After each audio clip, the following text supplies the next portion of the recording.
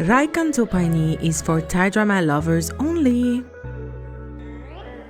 Hi, Sawadee and welcome to Axelle's Guide to Thai Dramas. I am Axelle, and the Thai drama we're talking about today is Dalah, Death and the Flowers. Alright, so let's talk about my first impression. Let's get into it. My first impression of the show was, I think on Instagram, I think it was Puin or Pachayanit, who I follow on Instagram, who reposted the trailer, or at least I think maybe a look just like pictures. And I was like, oh, this cast is crazy. Okay, so let's talk about like who in the cast I'm a fan of. So first you have Yaya. So Yaya, literally the biggest star in Thailand.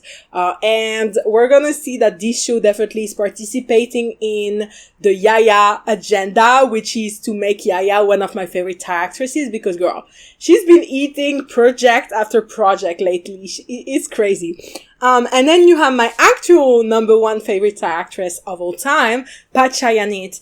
And then you have Ryu Ashiwarish playing Yaya's love interest, who Ryu is actually an actor that I've been observing. He won my heart in the Lacorn called To the Moon and Back. Literally, legitimately one of the best Lacorns ever. To the Moon and Back. I cried. So good. Queer, like, not, well, queer side characters, but so good. So good. Then we have Nana Pat. So Nana Pat was introduced actually in one of my favorite shows of all time, I Told Sunset About You. Actually, I think he was introduced in I Promised You the Moon, which I hate. I hated I Promised You the Moon. I do have a whole video about it on my main channel, saying how much I hate it. Even the people who play like all the family I know, but obviously the one that I also noticed was Puin from GMMTV, which I was very, very surprised to see him in this project, and very excited to see him play with such big actors. So this was the 5 people that I was the most excited for, but I actually also know the actress who plays Pam and the actress who plays Xin Xin. Pam, let's see where I know her from, though. She was part of BNK48, and she was in the underclass with Montana Chai. That's where I know him from. Thank you, I'm not crazy. And what about Fairy? Where do I know her from? Oh, she's the one in Flat Girls! But I haven't watched it yet. Anyways, okay. Good to know. She's been in a Sapphic show. Love that. Okay. So basically, that was my first impression of the show. I was like, oh, like, I'm excited. All these people that I know and that I followed for a while, really, like, hyped for it. Then I kind of, waited until it came out. And then I didn't watch it for like 1 or 2 more months. I saved it, I downloaded it, and then finally I was like, okay, I need to pull my shit together and watch it. I knew, certain shows you can kind of tell it's gonna be very good. It actually still managed to surpass my expectations. And I was kind of like wanted to be in the right mindset, but then I went to Penang, Malaysia for my birthday trip, and I was like, oh, I need something kind of PG. I can't be watching like BLs and GLs on the fucking plane. Okay. I don't want everyone to know that I'm potentially queer, which I am, and that I love watching queer people kissing. You know what I mean? I have my limits, okay? So usually I do try to keep my straight shows that I've downloaded for a while for like trips and everything where I have to watch things in public, because for me, BLs and GLs are for me to watch in my bed and squill, kick my feet, blush, and all of that shit. You know what I mean? So this was my first impression of the show. I didn't know anything about the plot. I didn't know anything. I think I watched the trailer, and the trailer, I kind of love it. I believe, maybe I'm completely mistaken, but I believe the trailer is very like vague and you kind of don't understand what's going on. And I like that. So by the time I watched the show, I had completely forgotten what the show was about. I didn't know anything. And I think, frankly, this is the best way to watch this show. That's what I said. So anyways, let's get on to the synopsis. So very, very simply, we are introduced to Dalah. Obviously, Dalah is the main character played by Yaya. She's a very mysterious flower designer. Okay, from the get-go, we'll talk about her when I talk about the characters. She's very like a little bit standoffish. Like you don't really know who she is. Very like mysterious, a little bit shady. Okay, and basically, what's interesting is that Dalah is the flower designer for friend she used to go to school with, to university with in America, Risa, played by my queen, Panchayanet. And Risa is getting married to Om, who is played by Nana Pat. Okay. And Om is running for a mayor. For Prime Minister of Thailand. And his campaign is called We Are Feminists. So he is, it's very, very clearly, clear from the get-go that he's surfing on this feminist, wave, if you will, for his political campaign.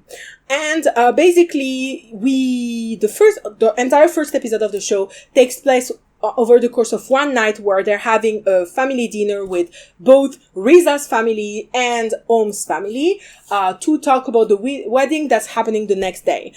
So it's not really a rehearsal dinner, but it's just to talk about shit. And both families are working to, destroy something called the Utepa Square. So Utepa is the family name of Om, and they want to make it a mall. So there is like booths and food stalls there, and they want to fuck over all the people who have done business there for like their whole lives and create a mall instead. And so they've been faced with some protests and things like that. So they are talking about this business venture between the two families as well as the wedding taking place the next day. And at the same time, Dalah, who is ushered into that room, which is very, we'll talk about the cinematography. So good. Let me not get excited. Let me calm down. Anyways, so she is ushered into that room with the two families where they have these long tables like this with both families facing each other by, I believe he's Sarat. Where is he? Yeah, Sarat, played by Ryu, who is the auto manager. Okay, so you already can tell kind of how everyone is put together. And basically by the she tells the family, Riza's family, that the tulips from Denmark, I believe, or Netherlands, I think, yeah, the Netherlands she ordered won't come in time, and there is a whole drama because Riza's family, there needs to be the same number of flowers that represent Riza's family, the tulips, with the other flowers, I forgot which flowers there are, that represent Om's family, because they need to be equal, right? So it's about honor. I found that this little silly argument set the tone for the show very well, by the way, little. Okay. And so basically she's like, okay, I will get rid of some of the roses. So there can be an equal amount of roses. Oh yeah, it's roses and tulips. And so basically, she's like, and one of the people in the family who's kind of a dickhead, I kind of hate her. She's so fucking annoying. She's like, we want to go see, can we go see your studio? She's like, yeah, sure. I'll send you the address after dinner. We can all go to my studio. I will show you, what I've started to do for the flower arrangements. Okay. And so not everyone, but like a few family members from both families go, to the studio. And there's like, they're there, some time passes. We wake up the next day, Om has been killed next to the flower arrangement that, Dalah had been preparing, and he is dead. He is dead. And, the first suspect is Risa, and Risa goes on the run. And so this is the very beginning of the synopsis. We learn, I believe, maybe in episode 1 or episode 2, that actually the one hiding Risa from everyone is Dalah. So this is the title of this episode should be Dalah, Death and the Flowers is Thailand's Knives Out, because it has a lot of the similar elements. It has a quirky and clever writing. It has a family drama, And it has a lot of plot twists, and we kind of switch who we think killed Om during the show, which I found very entertaining and very fun. This is the basic synopsis. I don't want to, no, I will spoil this show. I'm sorry, but I will try to not like talk about, the thing is I can't talk about every single detail because there's a lot going on, even though it's actually a very straightforward plot, which I really enjoyed. So for the characters, let's go one by one because this is maybe the most important part because there's these two families, so it's a little bit confusing. So we have Dalah. Dalah, played by Yaya again, main character. She is the only one kind of not related to anyone here. And she's very mysterious. She's very, like, I loved Yaya's acting in here. This is what I mean is that I used to think Yaya was not a good actress, like, a year or two ago, and now I kind of fucking stand her. She has been on a redemption tour with me in particular, which I honestly admire. So here the acting is very like withdrawn. You can tell she's like holding back. You can tell there's something shady. And Dalah is very shady because from episode 1 we hear her we see her text with Om when he's visiting her studio, like her flower studio, where he's like, "Who are you really?" And she says, "Who do you think?" So we're like, "Oh shit, like what's going on?" Blah, blah. And then also we see her call her dad and say, "I think I'm gonna do it." So we're like, "Do it what?" She's gonna kill him. Oh my god. So she is very shady, but obviously we are on her side. She's by far the most developed character that we see the most throughout the show. This is only 6 episodes, also a miniseries, which I love. And so they utilize the time very well. And Dalah definitely is the center of it. Then we have Risa. So I was very excited for Pat to be here because Pat is an amazing actress. And here I feel like Risa was very not the character that I expected for her to be. To be honest, at first when I saw the first like few looks of this show, I was like, oh, so Yaya and Pat are gonna fight over either Na or Ryu, and it ended up not being that at all. This is we're gonna talk about it a little bit more of a feminist show that I anticipated, and I really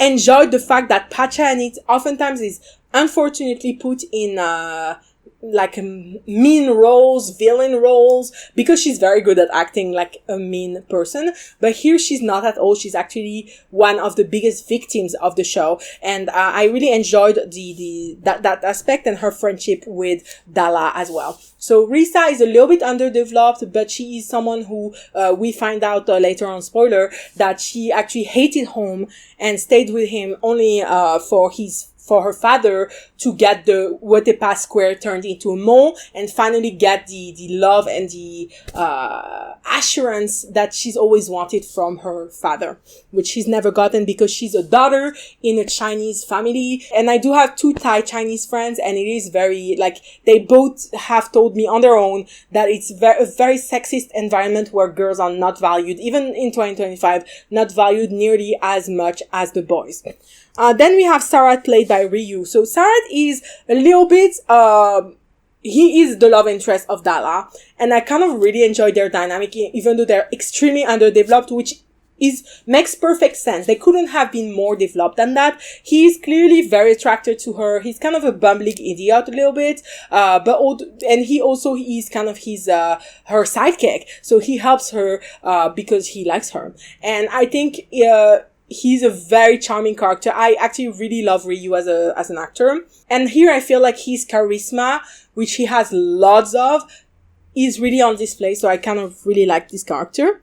Then we have Om, played by Nana Pat. Very exciting role for Nana Pat to play because, spoiler alert, Om is a fucking rapist. Okay, so Om is a fucking horrible, despicable person, and that's why he fucking died, and he is a rapist, a serial rapist. I was very excited to see Nana Pat here, because I've usually seen him in roles. I've actually seen Nana Pat pursuing Pat Chayanit in I always call it Running Man. What's the fucking name of that show? Return Man, excuse me. I always want to call it Running Man. So, they were already both in a show. But now usually I feel like plays more like, praek, like male lead characters or second lead characters where he's very kind. So seeing him in a more like villain role was very interesting. Then we have Montri. So Montri, I believe is the father of Risa, and he's the one who's never really been proud of her. And then you have Ekapop. Ekapop is the father of Om, and he is also like kind of the one plotting for his son to become like so big and famous. His brother is Ekasit, played by an actor that I know very, very well, who was also, I believe, in oh yeah, he plays Lux's father in 10 Years Ticket. But anyways, I know this actor very well. And so Ekasit is a very interesting character. I was onto him from the beginning. Spoiler alert, he's the one who killed Om. Oops!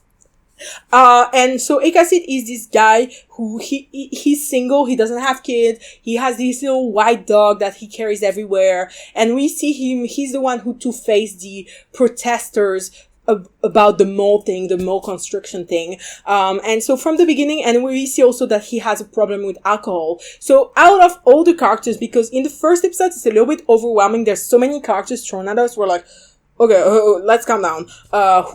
Which family is part of, like, what's going on? Who's related to who? Like, it's a little bit of a mess, but he's definitely one of the characters that stands out the most.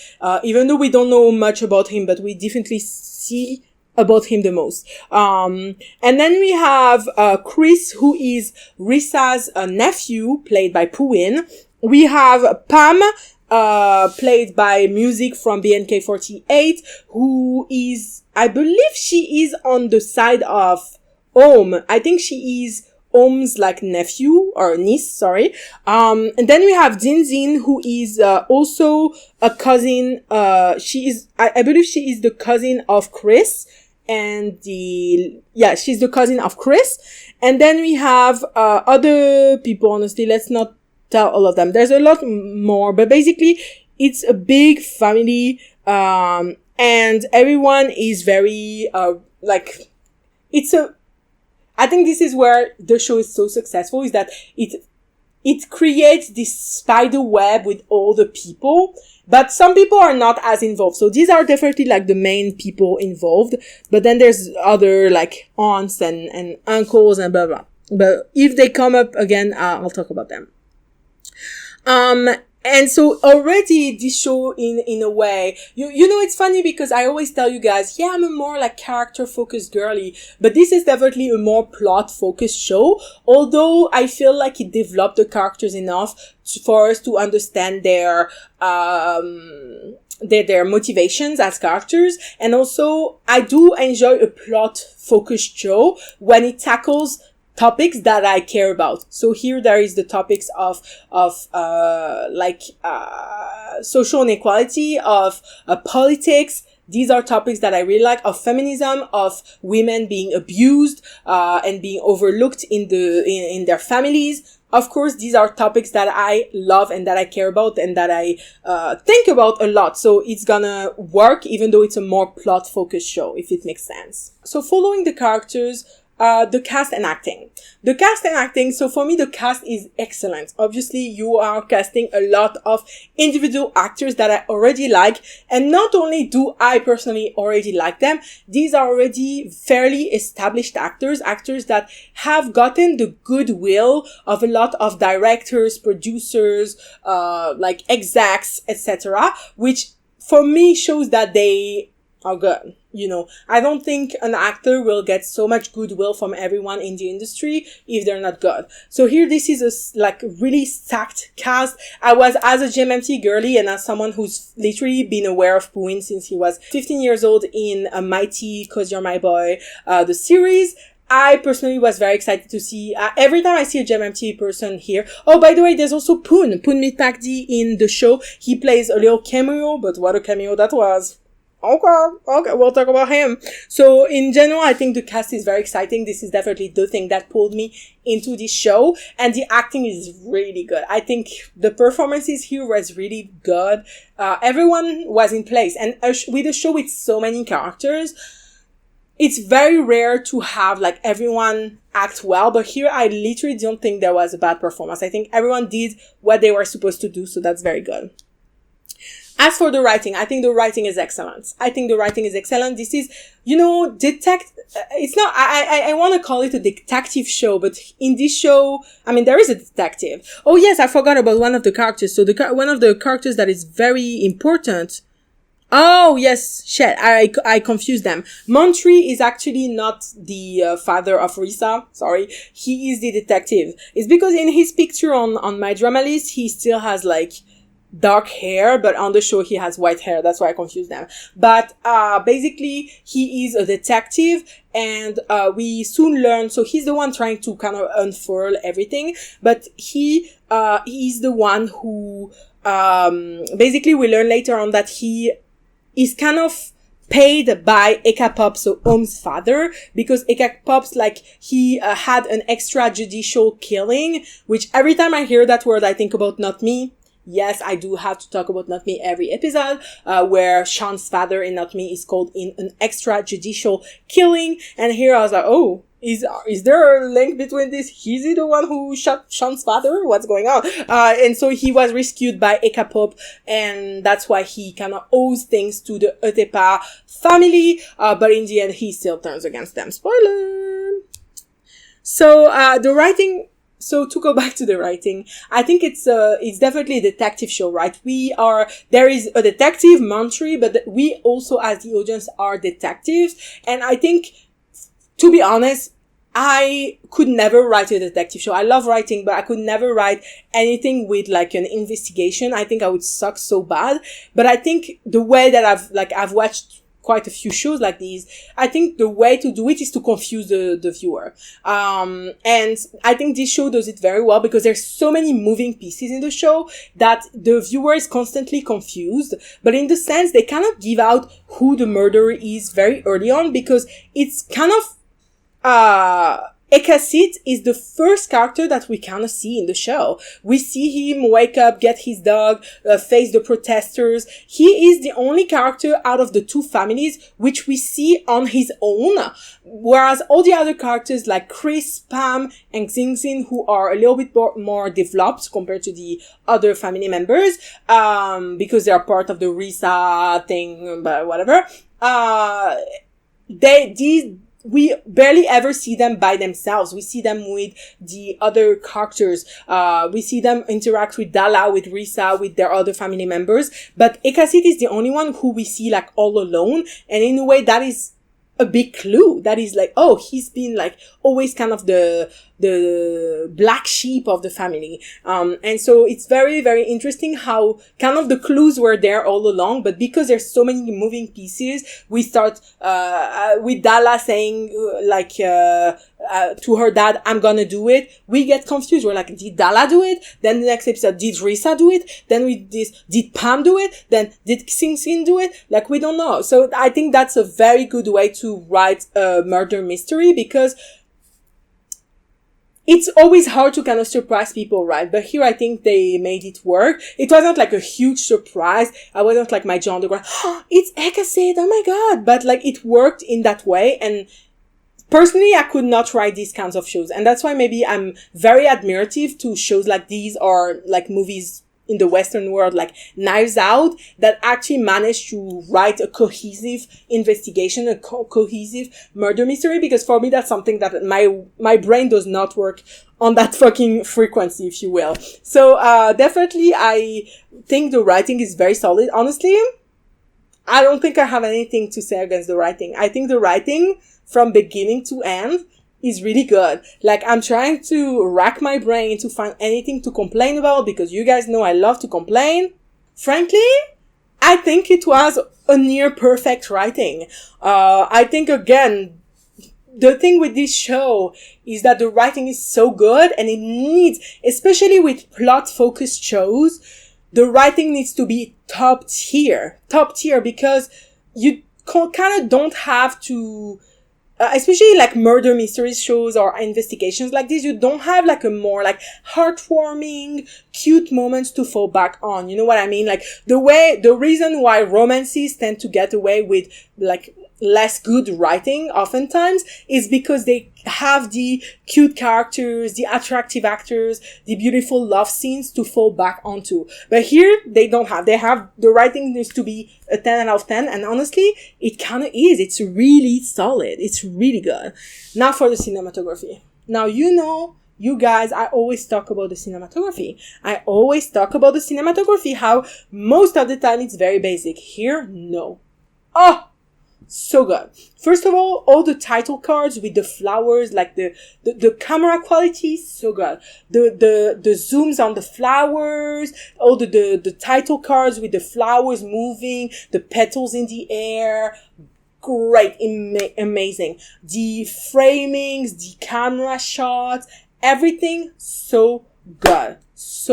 I honestly, frankly, I loved everything about this. And the thing is, there's not even that many like innovative shots, but it's innovative enough that I noticed it and I was like, oh, what a beautiful looking show.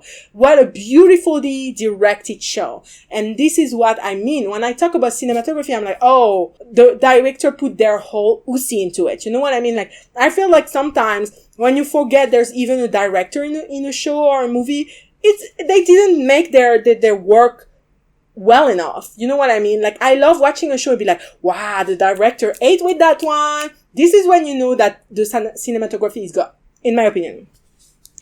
And then we have the pace. The pace is so good. So good. Because the thing is, in the first episode, you're kind of like, oh, it takes place over just the course of a few hours.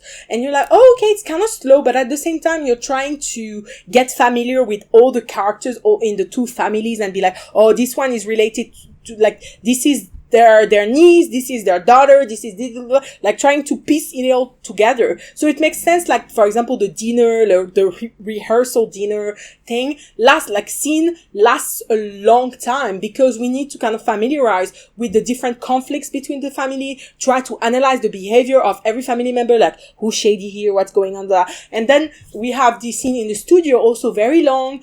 Some characters come, they don't, it's almost like a theater play, you know, like the characters come in on stage, quote unquote, and don't interact. A new character come in and don't interact with the previous one that was there 5 seconds ago. Like, it's a very good, it's very well oiled, and it really shows in the pace, because after this one episode, the pace picks up a little bit more because now died already. But it's never like, I feel like this show never feels rushed. It's only 6 episodes, but I never felt like, oh my god, they only have like 30 minutes left to wrap it up. Oh my god, you know what I mean? Like, actually, most of the things are revealed by episode 5. And so it's very interesting because I think they paced this almost perfectly. And they really took advantage of every single second of screen time. And I really love when I watch a show and I'm not like, oh, I wish they would have gone like faster on this part or gone slower and in more details on that part. I love it when I watch a show and I'm like, okay, no notes, which is rare. You guys know I love to complain. Okay, I love to take those notes. But this time I was like, oh my god, this is like really god. And I watched this show all over the place. I watched like the first 2 episodes on a Monday when I went to Penang.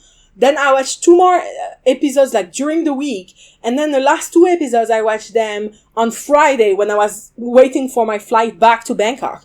And I was like, so it was like a little bit all over the place, and I still enjoyed the hell out of it. And what I love too is that even when I wasn't watching the episodes, I would be thinking like, who could have done it? What's gonna happen next? Ooh, I'm intrigued. I think there were so many good elements placed together that you really can't get bored about it. Next we have the ship's chemistry. So obviously this is not a romance show. This is a murder investigation show. But you do have a romance between, technically we have 2 ships. So we have Yaya and Ryu. So Dalah and Sarat. I think they're very cute. I think Ryu is extremely, as I said, he really won me over in To the Moon and Back. I think he's one of the most charismatic actors, actors out there. He's definitely, I really liked him because in To the Moon and Back, they used his very distinctive face to be the villain, which he was so good in that. Oh, so good. But then in here, they use his more like childlike. I believe he's younger than me. Like, he's only like 24 or some shit. No, he's 25. He's 1 year old younger than me. And so he does have like 5 or 6 years gap with Yaya. And they do look kind of the same age. I mean, Thai don't crack. Thai don't die. Anyways, Thai people age very gracefully. I wish I was them, girl. I have the worst genes in terms of aging, but whatever. And so you don't feel that there's an age gap, but there is this like freshness, this innocence. There is the one of the scenes. So for most of the show, we have Sarat like pursuing Dalah, and Dalah doesn't give a shit. Like, she's focused on her mission, which is to bring down the Atepa family. Okay. And what I liked about Sarat is in the last scene when Dalah finally, like, everything has settled down, Dalah can kind of move on with her life in a way. They talk to each other, and Dalah like finally shows him an ounce of interest, and you can tell that she likes him too. And she tells him something about his hair, and in a very childish move, he starts like playing with his hair, and he puts them like on his face, and he's like this, blah, blah. And you can tell he's a little bit embarrassed, a little bit childish. So charming. So charming. That's such a cute scene. And I'm like, oh, okay, so this ship, like, even though it's definitely not the main or second or third, like, attraction to the show, like, definitely don't watch this show just for the pairing, because they have very few scenes together, and we don't see them, like, kiss, we don't see them, like, actually officially get together. They're definitely, like, in the back burner, as they should, because, again, this is not the, like, main part of the show.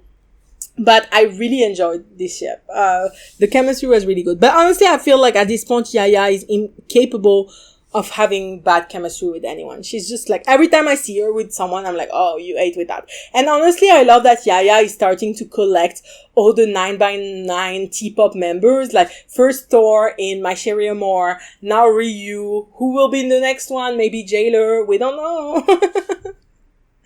Okay. And then the second ship that also is even less developed is Pam. So Pam is a lesbian. And Pam is dating B. B is a girl that we don't really know much about at first, but then we learn that she's one of the rape victim of Om. And she has been obviously very traumatized. She tries to commit suicide. So we see the impact of Om's horrible fucking nature. I fucking hate men like that.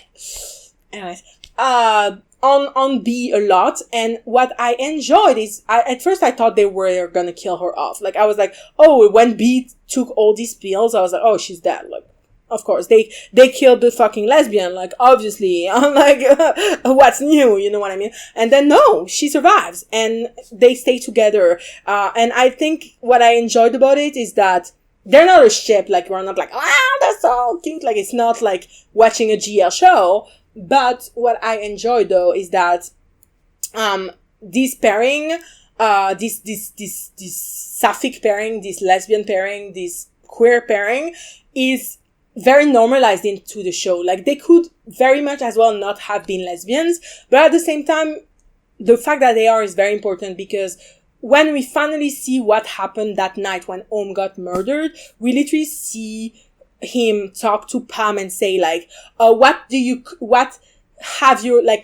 can your cold fingers do against my warm rod? So he was homophobic too. Oh my god, girl.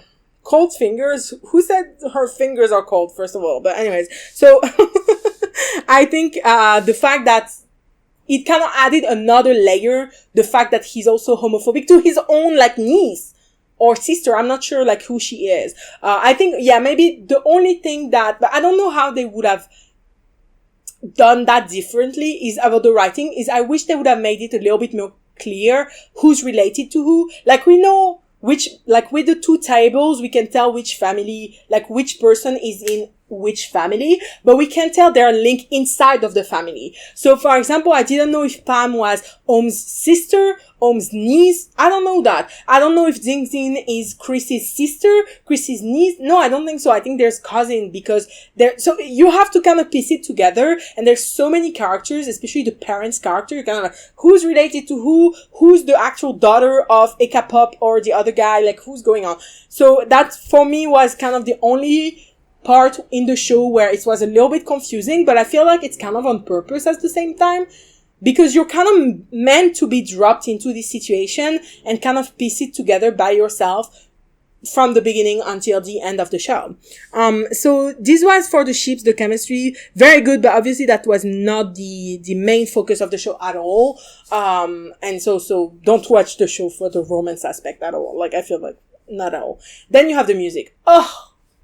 Again, usually I'm like, I didn't pay attention to music. Here they play these fucking jazz songs, okay? These little jazz songs, especially with the opening credits, with the fucking flowers, the close shots of the flowers with these fucking jazz songs. So good. So I loved it. You know why? Because no other fucking Thai drama uses jazz, okay? This song, like, every time I will hear jazz now, I will think about Dalah, Death and the Flowers. This is again how you stand out. You don't choose the same fucking ballad that sounds like 15 other shows, like every fucking Thai drama does. Like, no shade, I love Thai music, but stop it with the fucking ballads who all sound like each other. Like, it's too much, okay? And when they're used in shows and similar shows, like, how many fucking BLs have the same sounding fucking soundtracks? Like, I am sorry, it's so repetitive. So, of course, I'm not gonna pay attention to it. But here, I do. Here, I do. They use a music genre that is barely used in Thai dramas.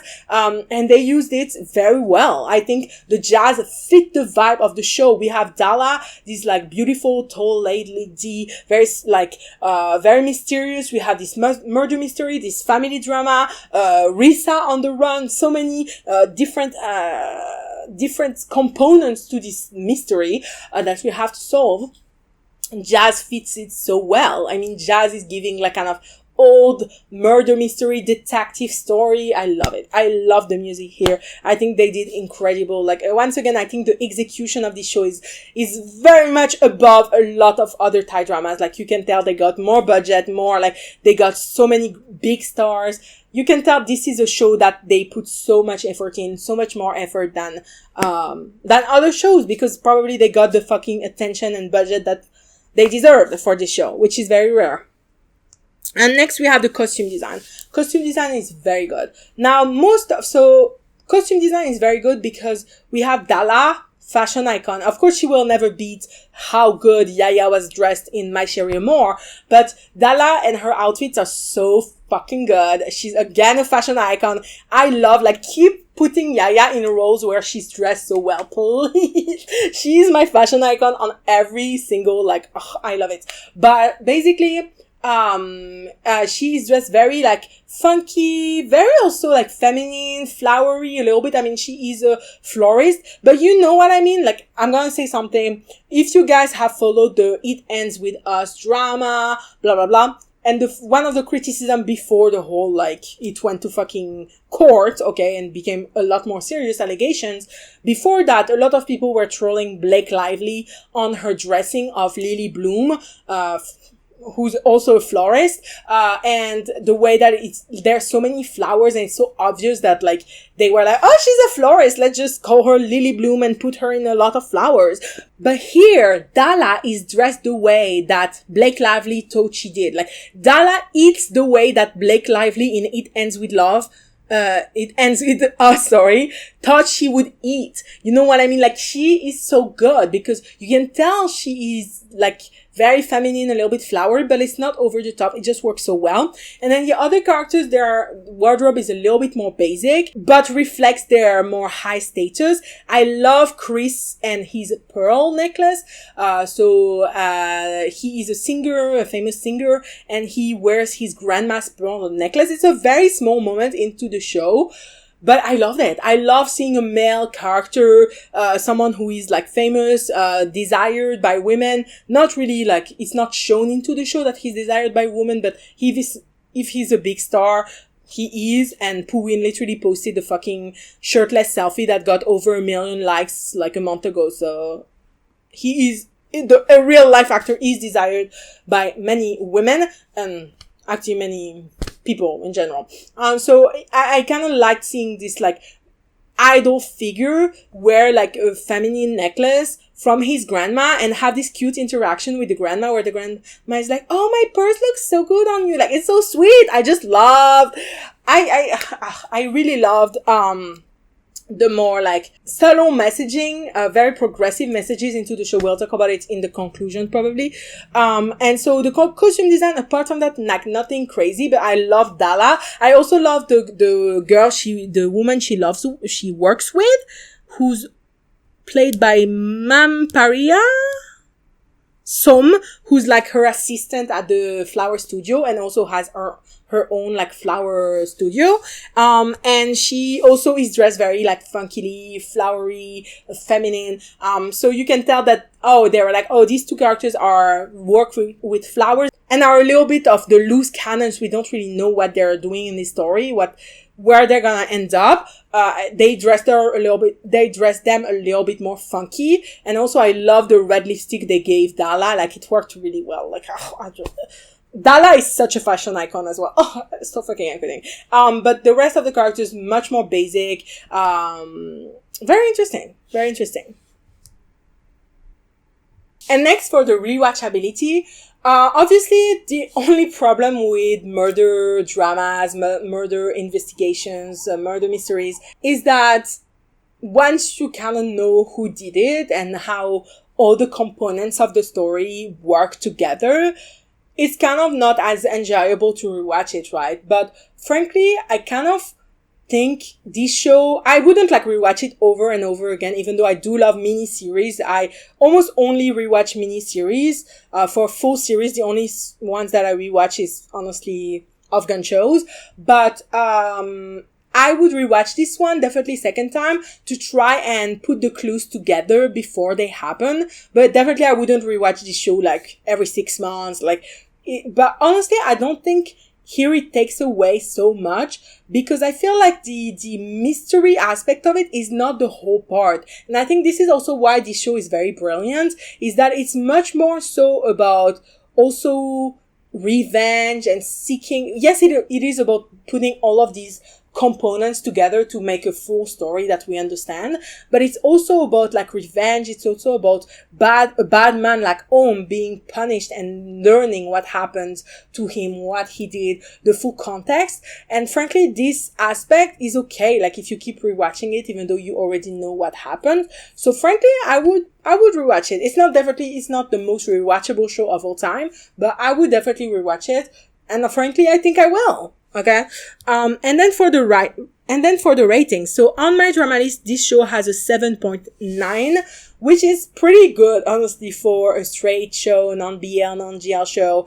Thai dramas on my drama list tend to be graded a lot less unless they are BL or GL, and then BL and GL tend to be rated too high. A lot of them don't deserve the high grades. So I rarely ever agree with my drama list grades. Personally, I gave it a 9 out of 10. The reason why I gave this show a 9 out of 10 is that I thoroughly enjoyed it, and more than that, I think it was greatly executed. The cast was so good, and I also liked the message of the show. In the show, I think it's very interesting because you have this kind of feminist progressive message. You have the scene with Chris and his grandmother and wearing her pearls, but you also have this friendship between Risa and Dalah, which I found very beautiful, where at first, again, when I was gonna watch the show, I was gonna watch it for the cast, but I was kind of like, I'm kind of pissed that they're gonna make them like enemies. But in the end, Risa and Dalah are actually friends, and they have a really beautiful relationship. I also like the commentary on politicians using male politicians using feminist rhetoric for their campaign, where in fact they're big rapists and not pro-women at all. And they're also homophobic, like is towards his niece. So I also like the idea that like in the end, so we have Punmit Pakdi, as I said, was like a character like he plays Ekazit as a young guy. So basically what's interesting in the end is that we are revealed the real dynamic between Ekapop and Ekazit. So Ekapop is the older brother, Ekazit was the younger one, and actually Ekazit, as we say, is kind of from the beginning put as the black sheep of the family. But we learned that in the past he was actually supposed to be the one who would become a politician like did and be like the hope of the family, and that's who Poon plays. But he ended up having sex with a foreign woman who is, spoiler alert, Dalah's mother, who was a server, which not realistic. It's incredibly hard to find a job as a server as a foreigner in Thailand. Like, this would not happen in real life, by the way. Girl, it's so hard to find a job as a foreigner in Thailand. It's literally hell on earth, okay? But anyways, so, they met, chemistry was flowing, they had sex, very shocked to see Poon in, like, that kind of scene, okay, I think we need a Poon, like, switch up at GMMTV. Like, apparently the Mark Poon ship is dead now, which I'm kind of mad about, because what the fuck is this? But, even if it happens, do something more with Poon. I think he has a lot of potential, and more than that, I think he has people's good graces. And I think, it's very powerful when most people, like the general public, have a lot of good graces for you. Not all actors have that. And so if Poon does, he should seize the opportunity. So Poon had sex with her, she got pregnant, and he never knew it. Because who came to the rescue? Ekapop, his older brother, came and tried to silence her, but she would keep stalking him, because she needed help with, Dalah, and in the end, she got killed by the driver of Ekapop, in a hit and run. And it was very interesting because she got an X on her face, and actually no one did the X, it was just an accident. But then when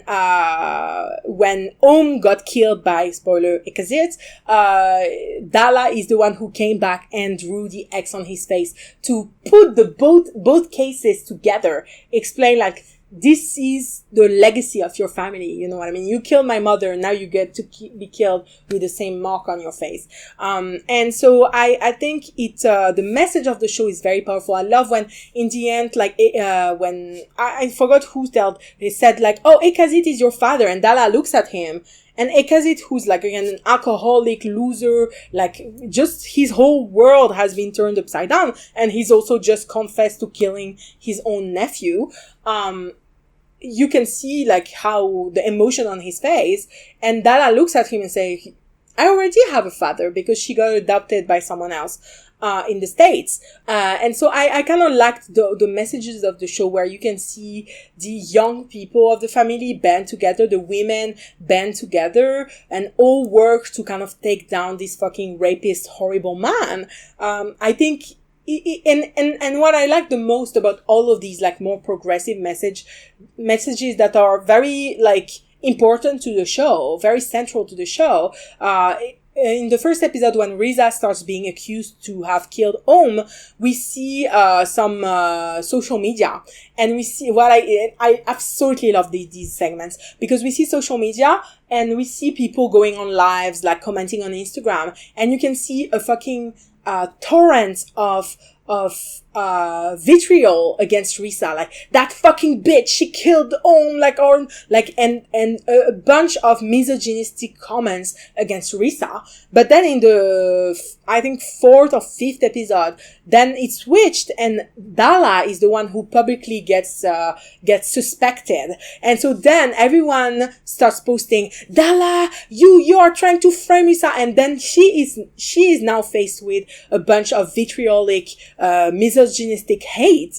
And I kind of fucking love this parallel between these two women, is that people don't really care who fucking killed Om for real. They just want to spew hate at women. And I fucking loved it. I also love that in that segment when we see all these people online, like live streamers and everything, we see some cliches of alpha men. And personally, I've never seen like an alpha man podcast in Thailand. I'm sure it exists, but it was also very interesting to see this very real, very tangible, very dangerous real life phenomenon of the manosphere being represented in a Thai drama. You know what I mean? So I think that's also an aspect that made me really love this show more, is that yes, it's executed well, yes, it's acted greatly, written super well. Like there's, again, almost no notes about this show at all.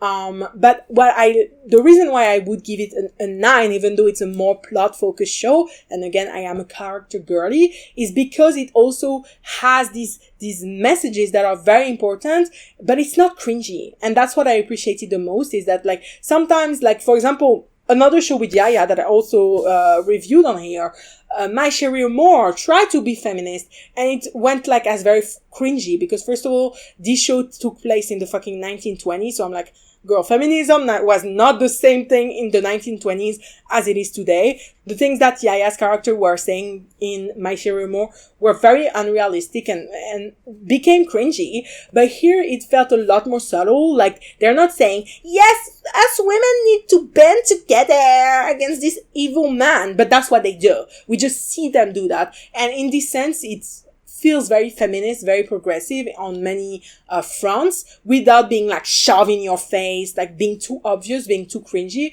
which I really appreciated. Not every show can do that. And lastly, how I would fix it, frankly, I wouldn't fix it. I wouldn't fix it. I think they did amazing. I think they did great.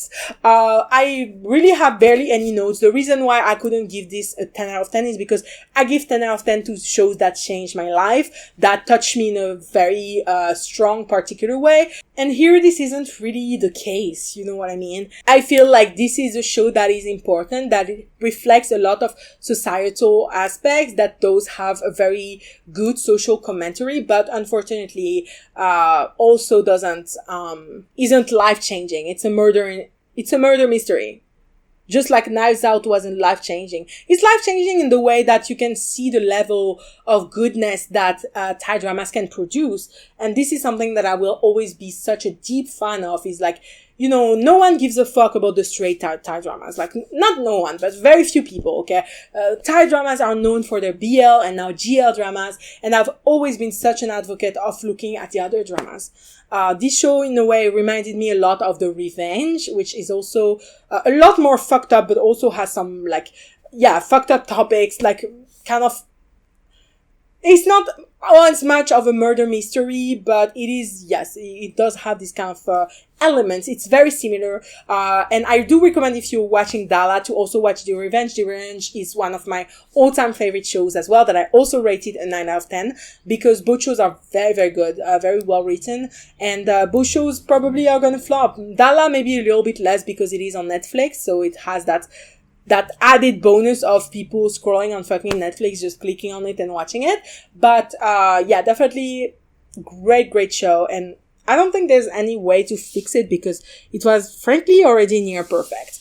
And lastly, who would like this show? The thing is, most people would like this show. That is what has always infuriated me about non-BL or non-GL Thai dramas that are so good like these, but honestly very overlooked, is that I know for a fact, and I say that about The Revenge, and I say that about Dalah, the Death on the Flowers, if this was an American or even a Korean show, these would be hits. Okay, these would go viral. Okay, and it pisses me off that just because these are Thai shows, and the only Thai shows that people care about are BL or GL dramas, this barely made an impression, you know, and that really pisses me off. Okay, that really pisses me off. This is a very good show. The thing with murder mysteries is that most people like it because these are shows that are like, there's a clear setup, right? Who did it? and then there's a clear climax and resolution. And so these kinds of shows, like, in my opinion, murder mysteries, there is a reason why people have always loved, like, Sherlock Holmes, James Bond, all of these, like, more like mystery, like, who's gonna do it, like, who's the villain, blah, blah. Because it's such a good way to set up a story, right? It works. It's a little bit formulaic, but it works every time. And so honestly, I think everyone would like this show. I know one of my friends said she started watching it. One of my Thai friends said she started watching it and ended up, and with her mother, and ended up not finishing episode 1 because she didn't like it. Frankly, I can't see why. Like, I feel like maybe she wasn't in the mindset. I do think episode 1 is definitely, the one that sets up everything, so it's a little bit long at times, especially the rehearsal dinner scene. But apart from that, frankly, I would really recommend it. I loved it. Again, 9 out of 10 from me. Usually I complain. Lately I feel like all the reviews about shows that I've done have been very positive. We'll get back to the negativity soon, okay? But, I am happy because, as I said in my Lost in the Woods episode, I feel like my love for Thai dramas is slowly coming back. And I'm slowly starting to, like, want to, like, wander through Thai dramas that I wouldn't have watched normally and be more curious and be more open-minded. And I absolutely love that. So yes, I absolutely love Dalah, Death and the Flowers. It was honestly an amazing experience. Yeah, I wouldn't recommend it more. Like, go watch it. It's only 6 episodes. Give it a shot. In general, really, I do encourage you to give non-BL and non-GL Thai dramas more of a shot, because they're really amazing and you're missing out a lot of great shows. So anyways, this was it for today's episode. I'll see you next week. Bye bye.